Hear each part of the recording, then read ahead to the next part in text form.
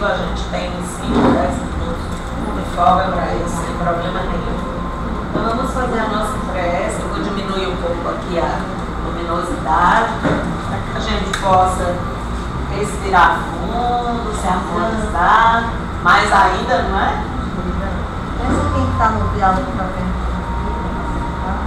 Quem estiver no diálogo fraterno, por favor, sente nas cadeiras.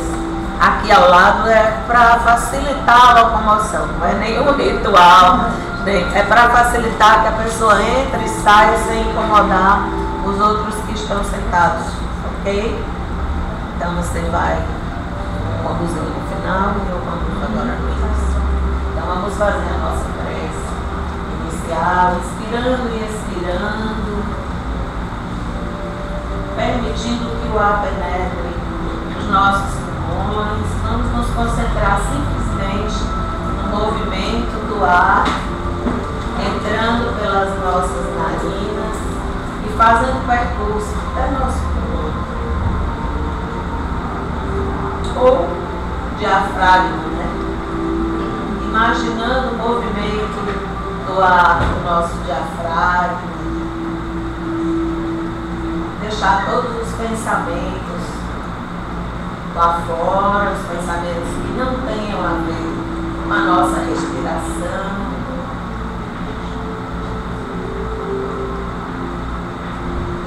Vamos simplesmente imaginar na nossa tela mental a imagem de Jesus como nós o concebemos. Cada um pense no Mestre, na imagem que tem do Mestre, como concebe, como costuma pensar.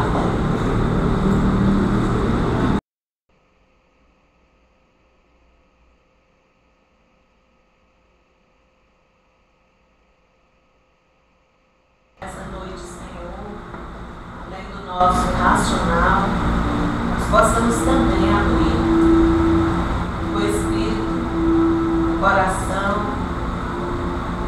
abrir realmente o nosso eu mais profundo para ouvir os teus ensinamentos, para pensar tudo que nos deixaste através do teu exemplo, para captar a energia que vieste nos trazer. E como agiste, de todo esse legado que o Evangelho nos traz, que a moral do Cristo nos traz, através dos ensinamentos dos teus evangelhos. Que nós possamos nos refestelar nessa noite com esses ensinamentos, gratos pela oportunidade de conhecer a moral do Cristo, o teu exemplo, e o que fizeste aqui há 2000 anos atrás, deixando para nós todo esse legado de vivência e de amor, de mudança, de compreensão da nossa parte em relação a tudo isso, da nossa pequenez em relação ao universo, aos astros, e da nossa grandeza em fazer parte de tudo isso, de todo esse universo.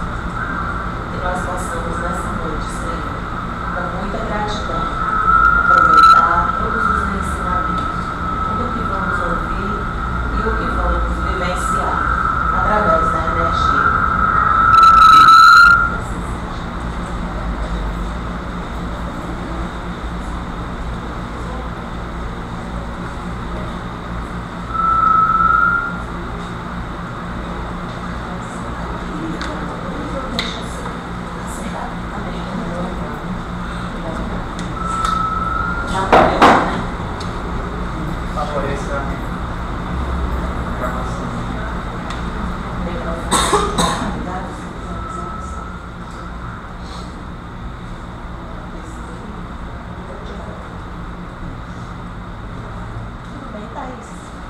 Quem estiver no diálogo fraterno pode sentar aqui do lado para favorecer o movimento, viu? Boa noite. Depois da prece, eu sei que fica todo mundo assim elevado, né? E elevado, elevado e elevado. mas eu vou solicitar mais uma vez. Boa noite. Boa noite.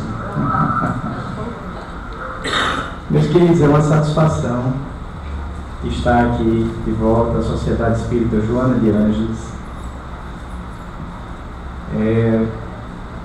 Reencontrar amigos queridos como Eridan, que já de há muitos anos começamos uma jornada juntos nos nossos estudos da doutrina. E numa noite como essa, a SEJA, através da sua programação, nos auxilia bastante, e eu estava refletindo sobre isso na hora da prece, a manter um contrato que nós firmamos com Jesus. Eu gosto de divulgar esse contrato porque, de repente, é possível que nós consigamos outros signatários para ele.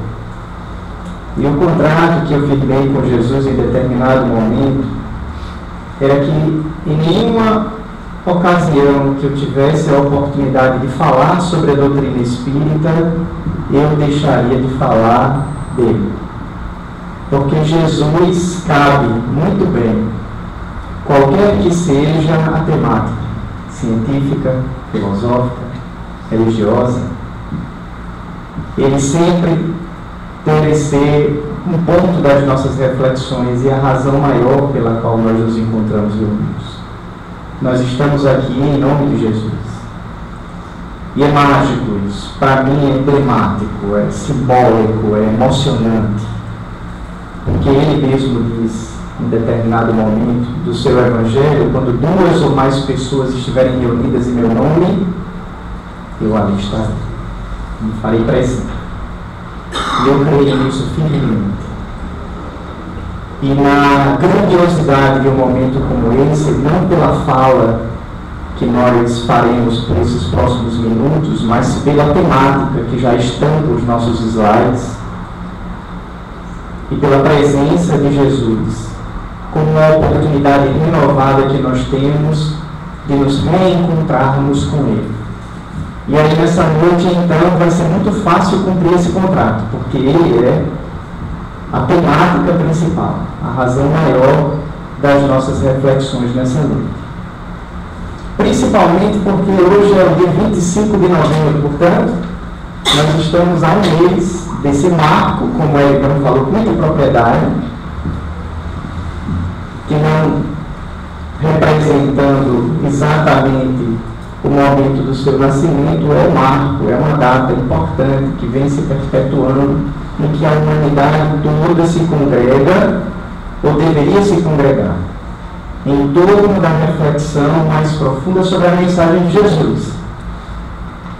Já tivemos a ocasião, inclusive, há 2 anos, de fazer uma palestra aqui, mais ou menos no final de ano também, refletir sobre essa questão do Natal e da importância da gente perceber o nosso dever de homenagear o verdadeiro homenageado, de render graças ao aniversariante, que algumas vezes, inclusive, acaba sendo esquecido diante dos apelos comerciais das festas natalinas.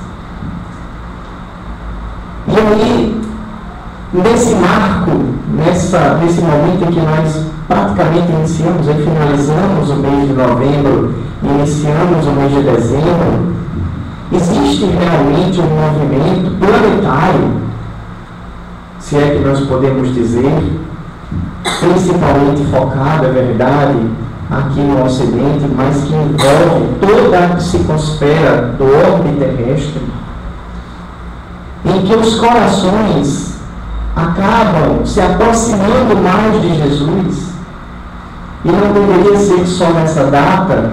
Aliás, isso sempre é pauta das nossas reflexões, e nós vamos acabar refletindo sobre isso. Mas o fato é que nesses momentos, recordando o nascimento de Jesus, recordando a história da sua vida, todo o seu messianato e as suas lições, os nossos corações automaticamente então se aproximam mais do Cristo. Como essa imagem da moça que simbolicamente então abrem os seus braços na direção de Jesus, porque Jesus está permanentemente com os seus braços abertos em nossa direção. Mas em alguns momentos, nós, envolvidos pelas necessidades do dia a dia, pelas tribulações e pelas preocupações, inconscientemente não fazemos esse movimento de também abrir os nossos braços, correr na direção do Cristo, refletir sobre a sua mensagem, procurar colocá-la em prática no nosso dia a dia. E a mensagem de Jesus é uma mensagem transformadora. Não somente no que diz respeito aos aspectos teóricos da Boa Nova por ele, apresentada há mais de 2000 anos, mas acima de tudo porque ela é fundamentada num exemplo de vida. E daí a razão da nossa temática de reflexão nessa noite.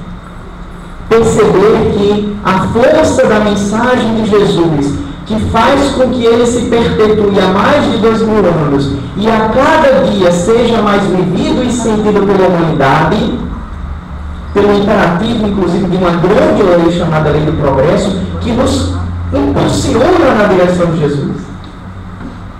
Esse movimento é muito em função dele não ter sido somente um filósofo, um teórico do amor, da caridade e das boas ações, mas ter sido alguém que, da forma mais bela e sublime, colocou em prática os seus ensinamentos, como um sublime mestre, como um excelso pedagogo, que dá o exemplo, que fala, mas não somente através das suas palavras, e que palavras, mas também com muito mais força e vigor através do seu exemplo. Desde os instantes iniciais do seu nascimento. Percebamos que nós não estamos falando de um espírito qualquer.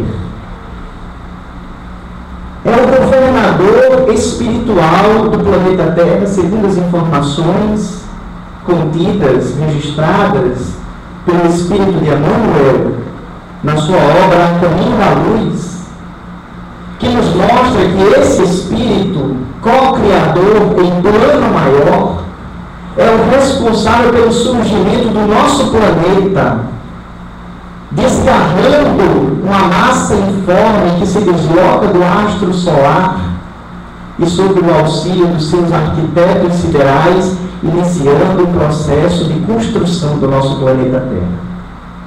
Para que a gente perceba que a nossa história de amor com Jesus Cristo é muito mais ancestral do que esses 2013 e 2014 anos.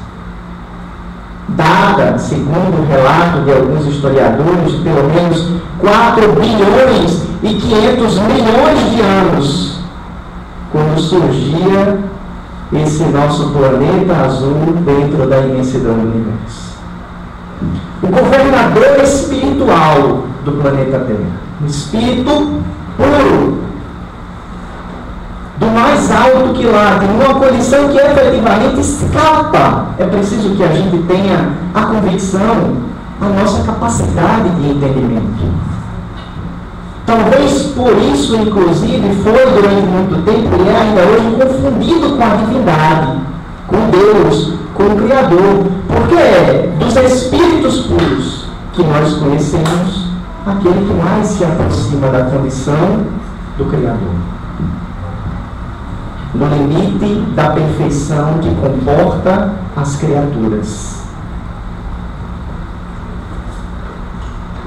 Alguém que vinha sendo anunciado, previsto pelos profetas, cantado em verso e prosa ao longo dos séculos, como o Salvador da humanidade, o grande rei que viria a triunfar sobre a terra, salvando a humanidade.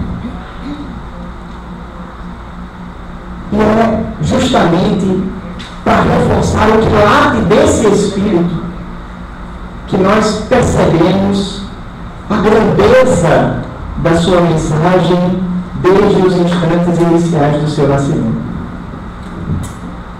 Porque o grande rei, não o rei terreno, mas o rei dos reis, o rei celeste, o rei do reino maior, do reino da vida futura, poderia, se quisesse, ter renascido nos mais belos leitos que a humanidade ousasse imaginar. Ter se recostado a sua cabeça sobre as almofadas, os travesseiros e os tecidos mais refinados que a sociedade daquela época ousasse pensar. Ter tido como seus acompanhantes iniciais as pessoas mais nobres daquela sociedade, afinal de contas, era o salvador da humanidade que estava retornando ao mundo. E, no entanto, o seu exemplo de vida começa no instante do seu nascimento. Porque o leito que ele escolheu para nascer, para estar logo após o seu nascimento, ficou eternizado na figura da manjedoura, na condição de simplicidade, na condição de anonimato. Aqueles que lhe acompanharam foram os animais daquela estribaria sublime que se converteu em ponto de luz entre a terra e o céu, recebendo o Cordeiro de Deus que descia sobre a terra, para nos dar o exemplo de uma das grandes essências da sua mensagem, que é a humildade, e mostrar para a gente como em determinado momento mais adiante ele colocou no seu evangelho que aquele que quiser ser o maior no reino dos céus, faça-se pequeno, seja humilde. E quantas vezes na nossa vida nós nos deixamos dominar pelo orgulho, percebendo na transitoriedade das coisas materiais um destaque ilusório. E o maior dos maiores já inicia o seu processo de exemplo, já inicia a sua pedagogia divina, mostrando para a gente que é na simplicidade que todo discípulo de Jesus deve buscar.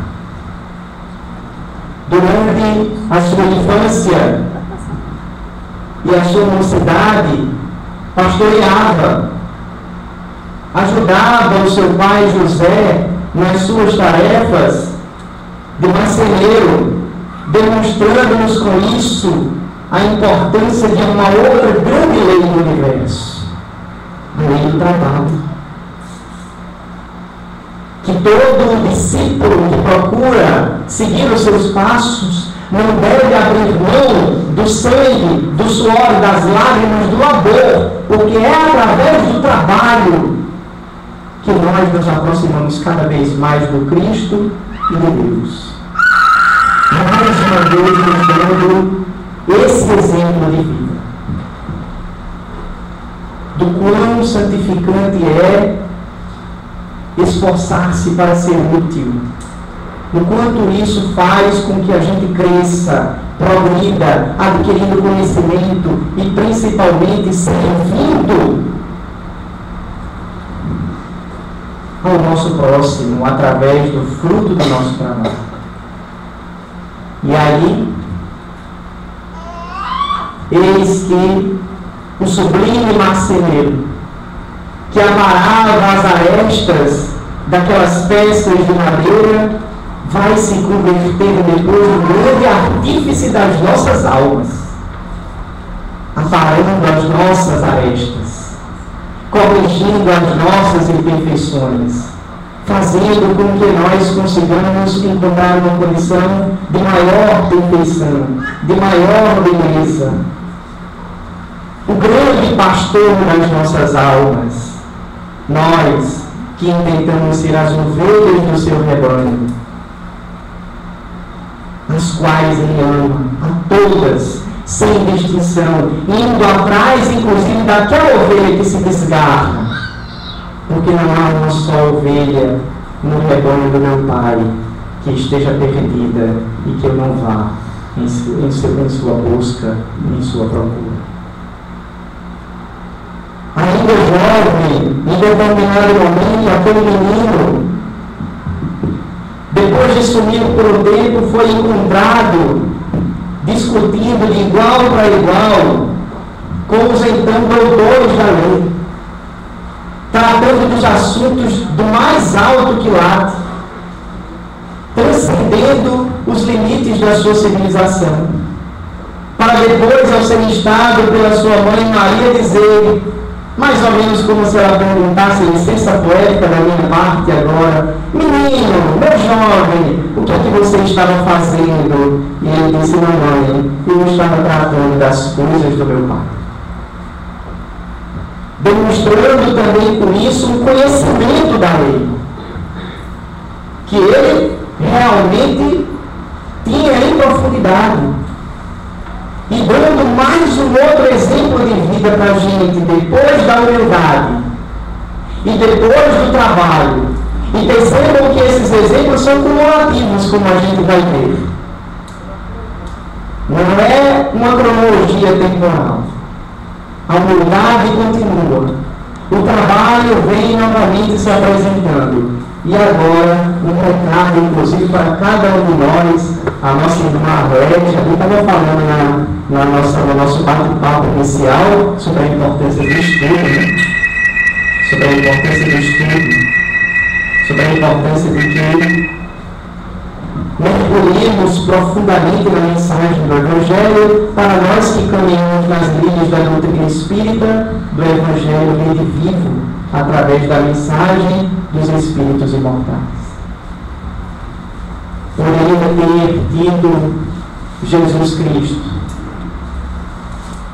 o médico dos médicos, o mestre dos mestres, o grande pastor das nossas almas, o governador espiritual do planeta Terra, correndo o risco de ser redundante, de ser repetitivo.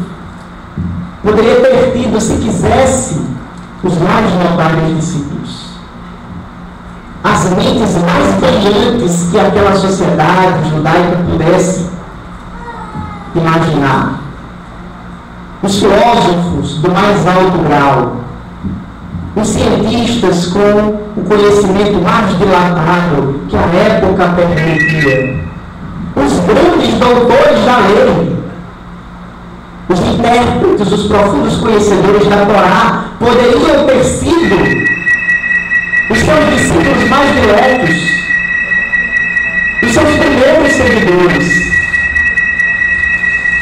E, no entanto, eles que Jesus vai buscar para formar os seus primeiros discípulos,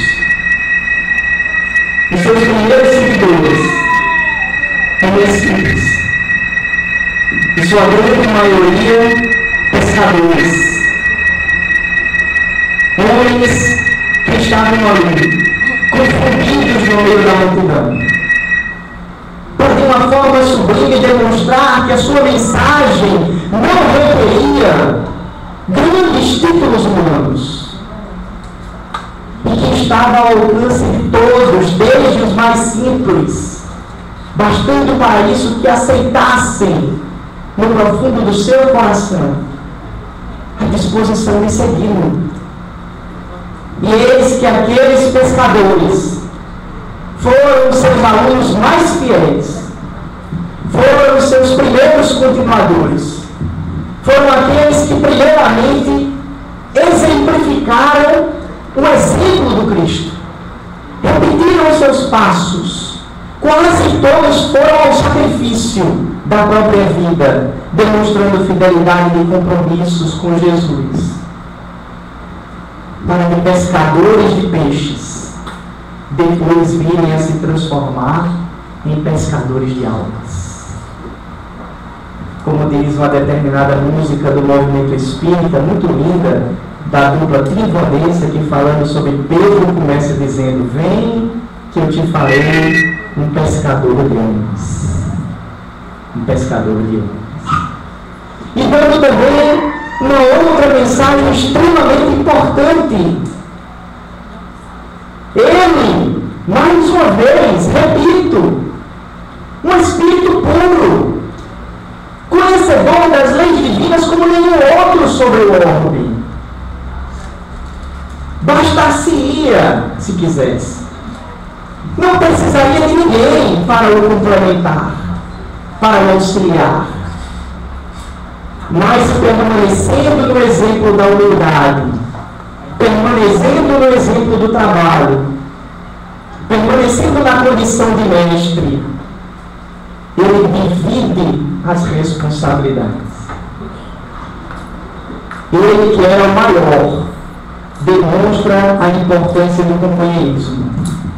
E aqueles 12 depois se transformaram em 70, depois se transformaram em 500, e hoje quantos milhares não são espalhados por esse mundo, tentando superar os seus limites, da mesma forma que aqueles homens superaram os seus limites, na tentativa de seguir Jesus, e com isso arrebanhar também outros seguidores. Demonstrando que nada acontece na terra sem a cooperação, sem o trabalho conjunto, sem o esforço mútuo, porque nós não vivemos no planeta idealizado por Antoine de Saint-Exupéry. Não vivemos. Se a Deus aprovesse, poderia ser dessa maneira. Cada um nascia num mundinho só seu. Vejam só que maravilha.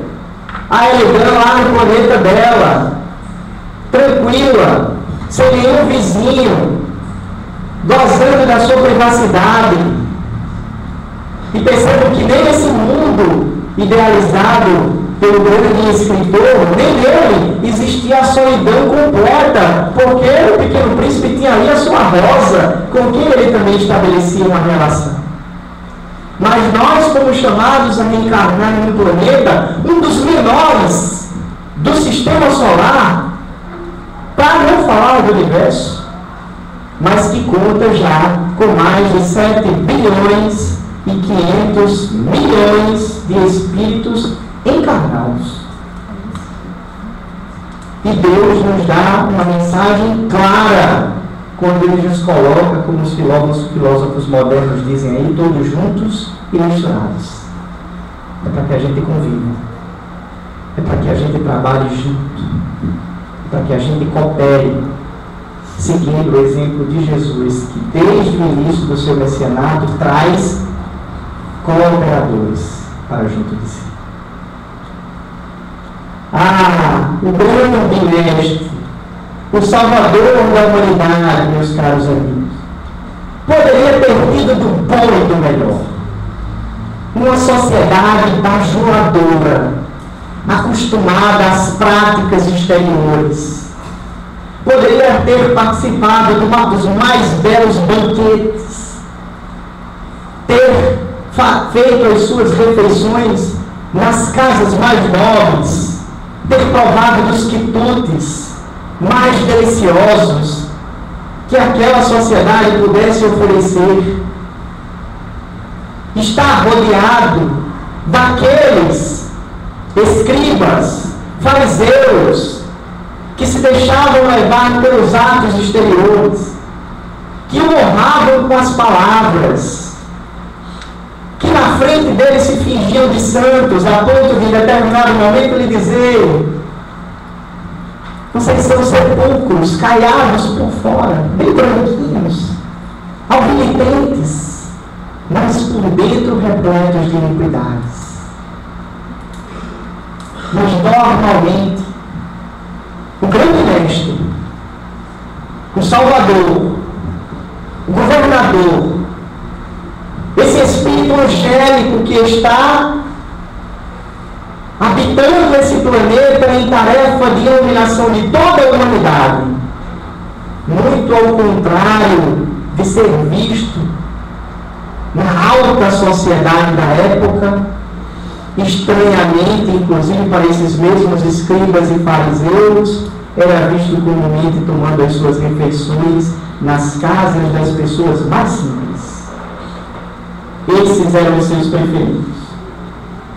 fazendo as suas refeições frugais com a felicidade daqueles que pouco tinham, mas que compartilhavam com Jesus aquele pouco que na maioria das vezes se multiplicava e era capaz de saciar todas aquelas pessoas, muito mais pelo seu influxo magnético do que propriamente pelos recursos alimentícios. Eu fico imaginando o que deveria ser receber Jesus na sua casa, ter ali aquela figura ímpar que saneava as energias automaticamente por onde passava com o seu magnetismo, e tê-lo ali, um nobre espírito do mais alto que late, mas que demonstrava o seu valor pela simplicidade, por estar juntamente com os pobres, com os estropiados do caminho, sem que isso necessariamente fosse uma regra, porque o que Jesus sondava não era o exterior, ele ia além, ele observava o que estava no recôndito daqueles seres, ele sondava as almas, ele lia os pensamentos, e em determinado momento, no meio da multidão, eis que ele identifica um coração desejoso, fielmente, verdadeiramente desejoso de transformar-se ao contato com ele. E na sua pequena estatura, simbolizando a nossa pequena estatura espiritual, eis que aquele homem faz um esforço enorme para contemplar Jesus. Ele queria ver a figura do Rabi Galileu. E sobe naquele incômodo para poder contemplar Jesus quando ele passasse, e eis que Jesus vai se aproximando dele. Mais uma vez, às vezes eu gosto de ficar imaginando as cenas do Evangelho. Aí eu fico imaginando Zaqueu ali em cima daquela árvore, e aí Jesus vai passando. Imaginem a emoção. Agora imaginem a emoção aí, porque eu quero ver que Jesus vai se aproximando ali, e o coração vai batendo mais acelerado. E ele vai pensando assim, licença poética novamente, mas é impressão minha, ele está vindo na minha direção. E Jesus vai se aproximando. Ele, não pode ser, ele deve estar indo para outro canto, deve ter outra pessoa que não é para mim. E Jesus vai se aproximando. Ai, meu Deus do céu, parece que ele vai se aproximando e ele está olhando para mim. Meu Deus do céu. Imagine a transformação que vai acontecendo naquele espírito ao aproximar-se cada vez mais da figura de Jesus, ou a figura de Jesus aproximando-se cada vez mais dele, até determinado instante que se posta a certa direção, contemplando aquele homem. Fique imaginando também assim, um pobrezinho trepado lá em cima daquela árvore, todo desconjuntado, não devia ser uma coisa muito confortável. E aí Jesus olha para cima e chamando ele pelo nome. Há um simbolismo muito grande na mensagem de Jesus, muito mais profundo do que o que a gente pode imaginar. Cada dia a gente descobre uma nova beleza. E na hora que Jesus chama Zaqueu, ele está demonstrando com isso que ele nos conhece a todos, pelo nome, com essa intimidade de um irmão que conhece um outro irmão profundamente. Zaqueu, desce daí, meu filho, porque eu vou tomar a refeição em sua casa. E naquele momento, aquele homem, ao contato com Jesus, faz uma reavaliação profunda dos seus valores e resolve, então, resgatar os erros cometidos, pagar o mal que lhe houvera feito em quádruplo, restituir a quem eventualmente ele possa ter comprometido. Era uma pessoa rechaçada pela sociedade, era um cobrador de impostos. E Jesus quebra mais um paradigma, demonstrando que o seu exemplo de vida é um exemplo de compreensão, é um exemplo de inclusão. Ele não excluía ninguém, bastando que aquela pessoa fizesse o movimento daquela nossa Bíblia lá na capa, abrisse os seus braços e dissesse: vem, Senhor, vem, estou aqui, à sua disposição. Poderia ser como os grandes da nossa sociedade. Me perdoem se eu vou ferir a suscetibilidade de alguns profissionais que eventualmente estejam aqui. Mas os médicos, que hoje em dia você vai marcar uma consulta, daqui a 3 meses é que você vai conseguir. Ou os grandes, os políticos, as pessoas importantes, que para serem acessadas, é preciso que você marque uma audiência. E talvez, se essa pessoa tiver uma agenda, ela vai receber, sei lá quando, dependendo das referências que você tenha, do seu QI, que é ter um bom QI, que é quem indique. Então hoje, o que nós vemos é que quando as pessoas vão conseguindo destaque e com isso responsabilidades, e estranhamente pessoas que deveriam servir a sociedade, mais inacessíveis essas mesmas pessoas se colocam. É mais difícil você acessá-las, mas elas deveriam servir, elas deveriam estar disponíveis. E, no entanto, quanto mais se sobe, segundo as convenções humanas, mais intransponível, mais inacessível você se coloca. Mas o grande médico das nossas almas estava à disposição de todos. Estava à disposição de todos. E aí, em determinado momento, como se algumas crianças quisessem se aproximar de Jesus, e os seus discípulos ali quisessem afastá-las, talvez até com a nobre intenção de poupar um pouco a figura do mestre, sei lá, não vou julgar, e quisessem impedir que aquelas crianças pudessem chegar ao colo do Cristo, eis que ele, identificando aquela situação, faz um outro momento mágico do Evangelho ser eternizado através dos registros evangélicos, quando diz: deixai ir as minhas criancinhas, não as impeçais, não as impeçais. A minha tarefa, acima de tudo, é uma tarefa de evangelização. Mas quando Jesus olhava para aquelas crianças e pronunciava essas palavras que ficaram eternizadas, ele não estava falando somente para aquelas crianças. 5, 6, 10, sei lá quantas estavam ali. Ele estava falando para todas as crianças que viriam a existir, que nada mais seriam do que os mesmos espíritos encarnando e reencarnando, demonstrando a nossa necessidade de encaminhar os corações juvenis para a presença do Cristo. Mas estava falando muito mais do que isso. Ele estava se direcionando a cada um de nós que aqui estamos nessa noite. Ou não existe, ou existe alguém que não se considere como uma criança. Espiritualmente falando, espíritos ainda imaturos, imperfeitos que nós somos, verdadeiras crianças espirituais, lutando para alcançar o que Joana de Ângeles nos diz na sua série psicológica, a plenitude, a maturidade do espírito. Nós ainda estamos trabalhando para chegar na era adulta do espírito. Mas ainda não chegamos lá, é preciso que nós tenhamos humildade de reconhecer. Ainda não chegamos lá. Ainda somos crianças. E quando Jesus então dizia deixar eu minhas criancinhas, eu me identifico com isso. E corro na direção de Jesus enquanto posso. Porque eu sinto. E cada um de nós deve sentir que Ele continua nos chamando. Que o seu apelo continua atual. E talvez, imaginando a presença do Cristo nesse ambiente, como dissemos, já que somos mais de 2 pessoas reunidas em seu nome.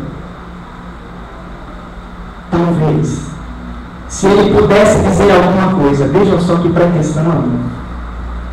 Ele dissesse novamente: deixai vir as minhas criancinhas, não as impeçais.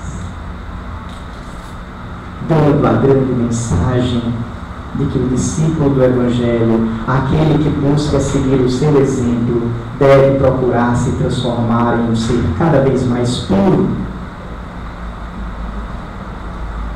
com a pureza que é o símbolo que nós vemos das crianças. Como nós dissemos, meus caros amigos, sondávamos a todos, sentia o que estava no profundo dos nossos corações, e todos aqueles que iam ter com ele, não somente aquelas crianças, mas todos aqueles que iam ter com ele, tinham a oportunidade de, naquele encontro, renovar-se de alguma maneira. E o poder de transformação daquele médico era tão grande, mas tão grande, que em determinado momento, uma mulher hemorroíça, desejosa de encontrar a cura para um problema que durava anos, no meio da multidão, faz um esforço muito grande para se aproximar do Mestre. E à custa de muito sacrifício, no meio daquelas dezenas, quiçá centenas de pessoas, ela consegue tocar nas vestes de Jesus. Imediatamente, percebendo aquele momento, aquele encontro pessoal que ela havia estabelecido com ele pela sua fé, que habitava o seu coração, Jesus para e diz: alguém me tocou. Eu fico imaginando de novo Pedro ali do lado. Como é, Senhor? Alguém me tocou? São dezenas e dezenas de pessoas que estão aqui. As pessoas estão se acotovelando. É claro que alguém me tocou. Muita gente me tocou. Peraí, Senhor. Não, Pedro. Alguém me tocou. E voltando-se para aquela mulher que automaticamente, sob o influxo do poder magnetizante, o médium curador por excelência, porque ele é a médium da divindade, ele olha para aquela mulher e transmite para ela um mérito. Foi a tua fé que te curou, que conseguiu estabelecer essa conexão no exemplo maior de doação, que se repetiu às centenas, nos muitos sérios, paralíticos, doentes, leprosos, endemoniados e tantos outros espíritos sofredores que pelo caminho cruzaram com a figura de Jesus e receberam dele sempre o seu melhor. O amor ali, transferido de coração a coração.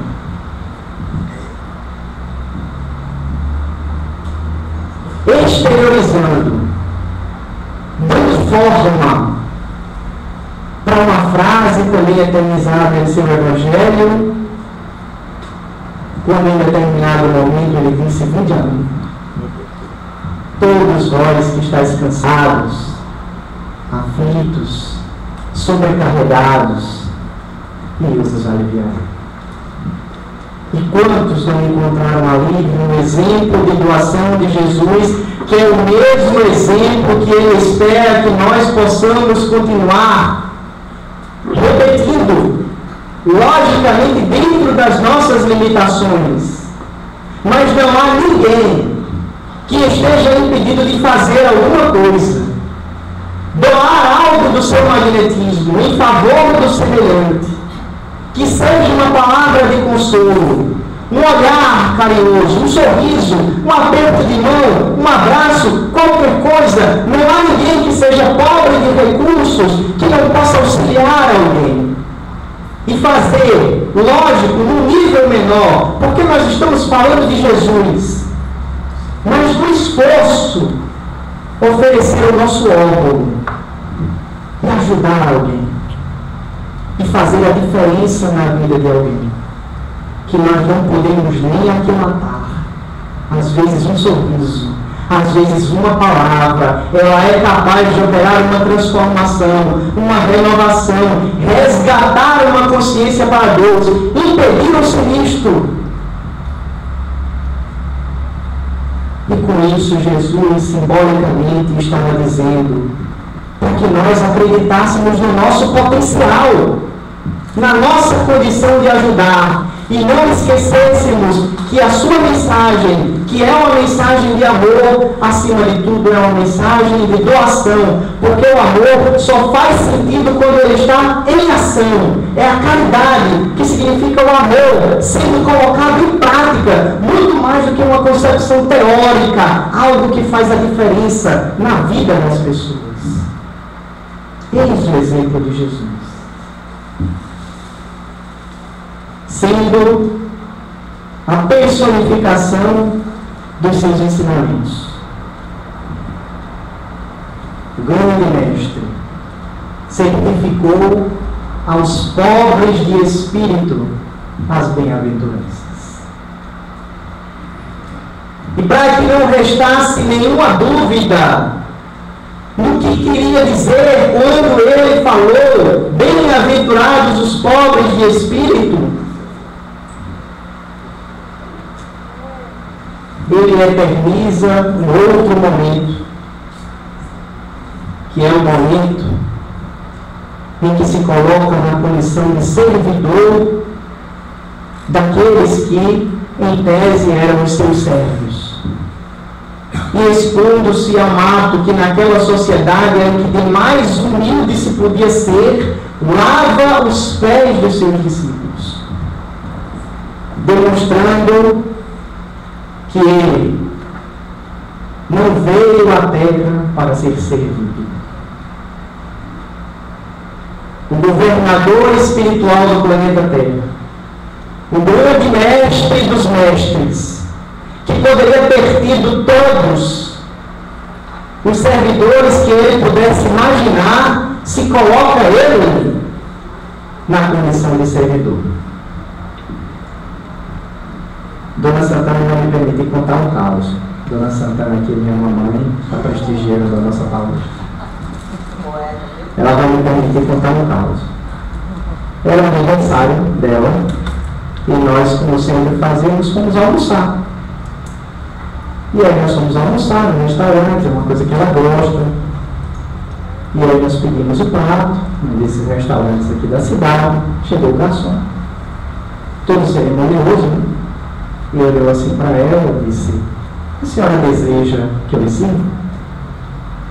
E aí a Dona Santana olhou para aquele garçom e eu fico imaginando depois o garçom, Deus queira que ele tenha refletido bastante sobre. Ela disse: olha, meu filho, Jesus, no seu evangelho, ele disse que ele não veio para ser servido, que ele veio para servir. Mas eu gosto de ser servido. Me siga, por favor. Me siga. E aí ele ficou assim: Deus queira que ele tenha ido para casa pensando na grandiosidade da sua tarefa de servir, de oferecer um momento de conforto para as pessoas que procuram aquele restaurante, vendo uma nobreza na sua função, de alimentar corpos, mas que com a sua gentileza também pudesse alimentar almas. E eis então que o grande dos grandes, o maior na terra e nos céus, demonstra a sua grandiosidade de uma forma que ainda algumas pessoas hoje têm dificuldade de compreender, fazendo-se pequeno. Aquele que quiser ser o maior, faça-se pequeno. Aquele que quiser ter um destaque, sirva. Aquele que quiser ser grande, auxilie, doe, entregue-se em holocausto, se preciso for. E sem alardes, do profundo da sua mensagem, Deus simples, né? Não existe nenhuma concepção filosófica profunda. Nós podemos mergulhar no entendimento filosófico profundo, mensagem ela se reveste de uma inacreditável simplicidade. Seja humilde, trabalhe, estude, compreenda, se doe.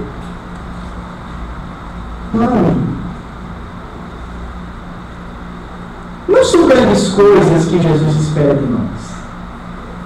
Eu sei o quão desafiador é o que nós vamos dizer agora. Mas basta seguir o seu exemplo. Não é a oi, mas é simples assim. Simples assim. E aí, percebendo o poder revolucionário e transformador daquela mensagem, quiseram apagar o divino Rabi da Galileia, imaginando que matando o homem matariam o espírito, imaginando que crucificando a figura de Jesus iam de alguma forma crucificar a sua mensagem, que era uma mensagem que rompia profundamente com os padrões inteligentes, porque ele falava no interior. Mas os poderosos daquela época eram acostumados a viver apenas o exterior. Como um grande doutor da lei foi convidado a pensar em questões como humildade, como simplicidade. Como um grande sacerdote imaginar que ele ia lavar os pés das pessoas mais simples da sociedade. É um absurdo. Esse homem é um louco e merece ser crucificado. E eu me lembro da figura inesquecível de Estevão. Ele anda me ajudando com o tempo aí, viu? Ele ainda me disse que eu tinha até meia-noite e meia para fazer a palavra. Se faltar 10 minutos, você me avisa. Está ali. Faltam 15 minutos. Estevão, o primeiro grande mártir do cristianismo. Aquele que primeiro seguiu o passo a passo do que Jesus propôs. Indo ao sacrifício, não na cruz, no madeiro, mas recebendo as pedradas que eram inclusive autorizadas pelo então orgulhoso doutor da lei, Paulo de Tarso. Ainda Saulo, naquela época. Antes disso, nos fatos que culminaram com o seu apedrejamento, eis que ele, inquirido diante do Sinédrio, porque falava ardorosamente sobre o exemplo de Jesus, com um fervor tão grande que magnetizava as pessoas. E percebam, Estevão não conheceu Jesus pessoalmente. Ele conheceu Jesus através do Evangelho de Mateus, através dos escritos do evangelista e através do exemplo que Pedro e Tiago iam dando para ele. E em determinado momento, contemplando aqueles sacerdotes, ele olha diante do Sinédrio, aqueles homens ostentando uma riqueza incrível. Diz mais ou menos assim: vocês não têm vergonha? Eu, se fosse vocês, eu tinha vergonha. Eu estou coloquializando o diálogo. Porque vocês estão aí ostentando vestes repletas de joias preciosas, estão aqui dentro, diante dessa suntuosidade, e os nossos irmãos da periferia de Jerusalém estão morrendo, estão passando fome, estão se desafiando com as pestes, e vocês não fazem nada para ajudá-los. Que amor a Deus é esse, que não se direciona para os seus semelhantes?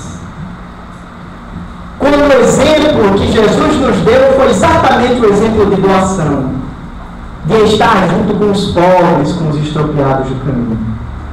Foi apedrejado o pobre, foi apedrejado. E da mesma forma fizeram com Jesus. Perseguido, Jesus não fugiu ao sacrifício. Humilhado, não se exaltou em nenhum momento. açoitado, foi firme no testemunho da sua fé, para demonstrar aos homens e mulheres do mundo inteiro que sofrer sob o amparo divino é padecer no paraíso. E eis que depois desse momento ele se eterniza. E a sua mensagem encontra eco 2014 anos depois, nesta noite, nas terras potiguares, quando muito timidamente procuramos recordar ainda mais uma vez esse desejo. Poderia, se quisesse, ter chamado os anjos, arcanjos, serafins, os espíritos mais nobres, para ajudá-lo, para livrá-lo naquele momento extremo, para dissipar o nevoeiro que se instalava na terra naquele instante. Quando o Cordeiro de Deus era imolado, ele podia, caso quisesse, mas ele demonstrava uma realeza diferente. Era o rei de um reino desconhecido ainda. E aquele homem que poderia ter tido as mais belas coroas, repletas das mais belas pedras preciosas, diamantes, rubis, banhada em ouro, de sei lá quantos quilates, preferiu usar como símbolo de realeza uma coroa de espinhos, para mostrar que o discípulo do seu Evangelho não pode fugir ao sacrifício. Mas não é o sacrifício físico que ora nós somos chamados a repetir, mas o sacrifício das nossas imperfeições, o sacrifício das nossas fragilidades, oferecendo-nos em holocausto ao Cristo, para nos transformarmos através da sua mensagem em pessoas melhores. No limite das suas forças físicas, ensinou-nos a ir além. Deu o exemplo máximo do amor, da compreensão, de todo o carinho que ele tinha por todos nós, inclusive por aquelas crianças espirituais que não eram ninguém senão nós mesmos. Enquanto humanidade terrestre,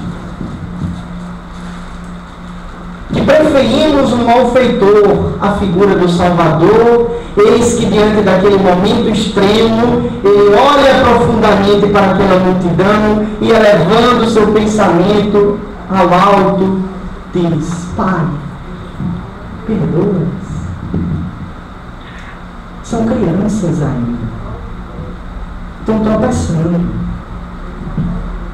Elas ainda não conquistaram a maturidade espiritual. Joana de Cusa vai precisar de algumas encarnações para depois falar sobre a plenitude, sobre a necessidade do desenvolvimento do self, da superação do ego, e oferecer o meu Evangelho à luz da psicologia profunda. Aliás, um livro belíssimo. Jesus e o Evangelho à luz da psicologia profunda. Nós trabalhamos um capítulo desse livro agora no evento na Paraíba. Belíssimo livro. Eu recomendo a leitura porque nesse ano, abrindo um parênteses, em que nós comemoramos 150 anos do Evangelho segundo o Espiritismo, nesse livro ela aprofunda tópicos do Evangelho, do primeiro ao último capítulo. Tá lá. Então eles são crianças, coitadinhos, tem dó deles. Eu os perdoo. Mas eu os perdoo porque mesmo diante desse momento eu não me magoo. Eu vim por amor, e é por amor que eu me coloco aqui, e eu respeito o tempo que cada um deles vai precisar para chegar até mim, porque se hoje me negam, é líquido e certo que um dia aceitarão a minha mensagem. Porque o amor, Senhor, é a grande fatalidade do universo. É a grande certeza que nós temos. Então, nos perdoe, porque acima de tudo, Deus ama toda essa humanidade, todos esses espíritos que chegaram até aqui como um convite meu. São meus filhos também, assim como são os teus filhos. Eu sou o irmão mais velho, eu olho para eles como o irmão mais velho, que às vezes se confunde com o próprio pai. São meus tutelados. Eu esperarei por eles, por cada um deles, até o dia em que o amor que eu tenho por eles seja o mesmo amor que eles têm por mim e que terão uns pelos outros. E aí se colocará em prática aquilo que eu disse em determinado momento quando falei que os meus discípulos seriam reconhecidos por muitos se amarem. Então, meus amigos, é simples. Quando eu estiver em dúvidas, diante das mais variadas situações da vida, basta fazer uma pergunta bem simples que Jesus faria. Jesus nos convidaria à humildade, ao trabalho, ao estudo, ao companheirismo, à simplicidade, à compreensão, à evangelização, à doação, o serviço ao próximo, o sacrifício, a realeza, mas a realeza divina, o perdão, o amor, o exemplo. E nesses momentos em que nós fazemos com que a psicosfera do nosso planeta aproxime-se mais da figura do Cristo, e que ele tenha a condição vibratória para aproximar-se mais também do nosso planeta, alcançando os nossos corações com a emoção que é característica da sua presença. Mais uma vez, permanece o grande desafio cotidiano, que nós sabemos quanto desafiador ainda é para cada um de nós, de seguir o seu exemplo, de estar com ele em todas as horas da nossa vida, em todos os dias da nossa vida. E o quanto isso tem o poder de nos transformar em pessoas melhores. E aí, naturalmente, nós pensamos: ah, Jesus, mestre querido, como eu gostaria de que nesse ano novo, que já se inicia, o Senhor estivesse comigo toda hora, todo dia. A tua presença constante seria a maior alegria. Que esse teu servidor humilde com fervor desejaria, e assim um novo homem este ano surgiria se o Senhor estivesse comigo toda hora, todo dia. As minhas deficiências o Senhor superaria. E em nome da caridade que com amor eu praticaria, do fundo do meu coração, muita gente eu ajudaria, se o Senhor estivesse comigo toda hora, todo dia. Das belezas do teu reino de amor eu falaria, e os poemas da sua vida com vigor declamaria. Seria uma maravilha que muito me emocionaria, se o Senhor estivesse comigo toda hora, todo dia. Mas que a tua presença dotada dessa sublime magia de aliviar os aflitos e para a dor ser uma anestesia, divulgando a tua mensagem, almas eu consolaria, se o Senhor estivesse comigo toda hora, todo dia. Eu fico a me perguntar se o Senhor me aceitaria, e entre tantos trabalhadores, será que me escolheria? Se escutasse o teu chamado, correndo para ti, eu iria só para poder estar contigo toda hora, todo dia. Se essa dádiva eu conquistasse, eu muito agradeceria. E para retribuir essas bênçãos pelos quatro cantos iria, divulgando os teus ensinamentos, e sozinho eu não estaria, pois tu estarias comigo. Tu estarias comigo toda hora, todo dia. Eu sei que depende de mim concretizar essa poesia. e fazer com que esse ano sejas a minha estrela guia e por toda a eternidade que eu alcance a imensa alegria e poder estar contigo, meu Senhor, meu pastor, meu amigo, toda hora, todo dia. Muita paz, meus queridos, e que Jesus nos abençoe.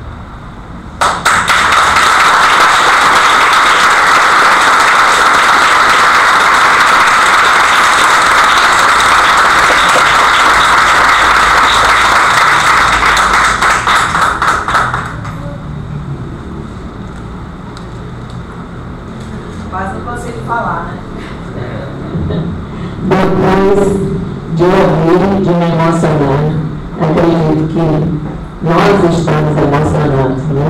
Não só com o que ouvimos, mas com a energia dessa noite e com a presença de Jesus conosco e de seus anjos guardiães, dos nossos anjos guardiães, dos nossos amigos espirituais que trabalham sobre a energia do Mestre, né? E os nossos companheiros que trabalham conosco também. Então, que nós possamos aproveitar esse momento de emoção, esse momento de reflexão profunda, que nós estamos sentindo, muito mais do que refletindo, nós estamos sentindo tudo que ouvimos, tudo que sentimos nessa noite. Nós vamos dar continuidade agora, esse momento, com a nossa irmã que vai conduzir o paz. Nós vamos fazer o nosso passo coletivo. Os passistas já magnetizaram a água. Os espíritos já fluidificaram a água que nós tomaremos no final da reunião. Então, eu peço aos passistas que se posicionem nessa água para que nós possamos trabalhar a energia do ambiente mais ainda como um todo e chamar ainda para conduzir essa parte da nossa e que o Mestre continue caminhando conosco nesse momento, nos auxiliando.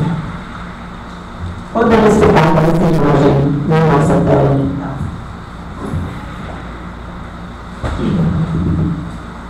Vamos então, envolvidos nessa energia de luz, de paz e de amor, vamos cerrando os nossos olhos levemente, sentindo a presença do Mestre Jesus pelas energias que aqui circulam.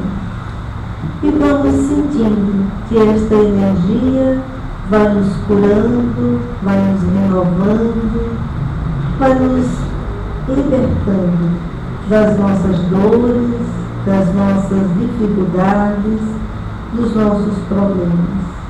E vamos tendo a certeza que neste momento, cada um de nós recebe um passe espiritual, um jato de luz que vai nos envolvendo plenamente o corpo espiritual, o corpo material, nos renovando plenamente, permitindo que cada um de nós saia daqui com saúde, aliviado, renovado, cheio de esperança. Pois após esta mensagem, esta fala sobre o Mestre Jesus, cada um de nós certamente está muito mais rico, muito mais alimentado espiritualmente. E é com esta confiança em nossos corações que recebemos o passe espiritual que está sendo dado para nós através da cooperação dos nossos irmãos passistas. Respiremos profundamente, inspirando e expirando, inspirando e expirando, mentalizando a figura amorosa de Jesus, como se ele estivesse aqui, juntinho de nós, irradiando do seu coração essa energia maravilhosa que vai nos renovar, que vai nos fortalecer. E assim, agradecidos estamos, Senhor, por este momento que para nós representa um grande banquete espiritual, onde os nossos espíritos aflitos, famintos, recebem o alimento para a alma. E é com muita gratidão, com muita alegria em nossos corações, que vamos pedindo a Tua permissão para encerrarmos este momento de hoje, o nosso trabalho de hoje, e podermos voltar para os nossos lares, levando esta luz, estas bênçãos que vão permanecer conosco. E assim, damos por encerrado o nosso trabalho de hoje, agradecendo ao nosso expositor, agradecendo as equipes espirituais que aqui estão, e que a paz de Jesus permaneça em cada um de nós, agora e sempre. Graças a Deus, que assim seja. Lembramos aos nossos irmãos que a água está ali no cantinho, na lateral, que cada um tome sua água magnetizada e saiamos daqui fortalecidos pelo muito que recebemos na noite de hoje.